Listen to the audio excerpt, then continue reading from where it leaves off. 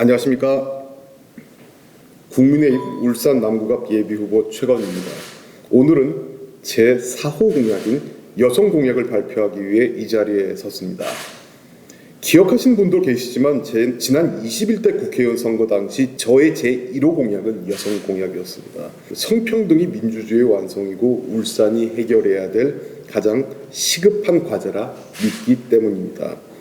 그런데 제가 주장했던 내용, 특히 여성의 정치 확대와 관련된 부분은 전혀 개선이 이루어지지 않았습니다.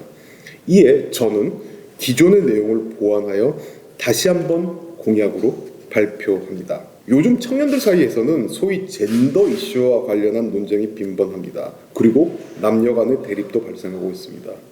그러나 오늘 제가 발표하는 내용은 이와는 전혀 무관한 것으로 울산 여성들의 권익 및 복지 향상을 위한 것입니다.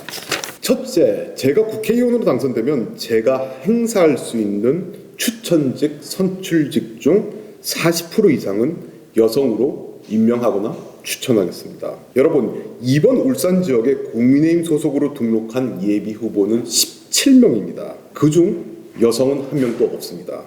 지난 21대 국회의원 선거 그 당시에도 여성 후보는 한 명도 없었습니다. 이와 같은 수치는 울산 여성들의 정치 참여가 얼마나 다른 지역에 비해서 저조하다는 것을 잘 나타내주고 있습니다. 그래서 이는 제가 아까 말씀드린 40% 이상 임명 추천 방안은 2026년 지방자치단체 선거, 2028년도 제23대 국회의원 선거에도 적용되고요.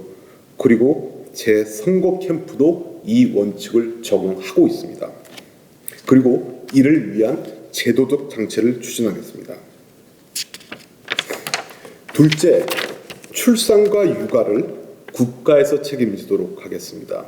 우리나라가 현재 가장 안고 있는 제일 큰 문제는 저출산입니다. 여러 통계는 수십 년 이후부터 우리나라는 출산율이 마이너스가 될 수 있다는 충격적인 예측을 내놓고 있기도 합니다.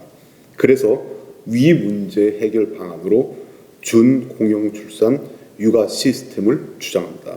인구 감소에 가장 여러 가지 이유가 있겠지만 가장 큰 이유 중에 하나는 아이를 낳고 성장하게 하는데 너무 많은 비용이 소요된다는 것입니다. 구체적으로 현재 둘째 아이부터 지급하는 출산지원금을 첫째 아이부터 지급하도록 대상을 확대하고 지급 금액 또한 향상하겠습니다. 그리고 공공산후조리원을 모든 구군에 설치하도록 관계법령을 정비하고 공공육아센터를 설치하겠습니다. 그리고 소상공인을 대상으로 단기 근로자 임금 지원책 등 소득 구간에 따른 소상공인 대상 육아 지원책을 마련하겠습니다.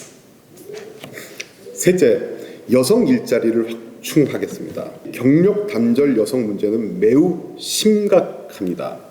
실제로 많은 여성들이 회사에 다니다가 결혼, 출산 등을 이유로 퇴사하고 난 이후 사실상 재취업하는 건 불가능에 가깝습니다.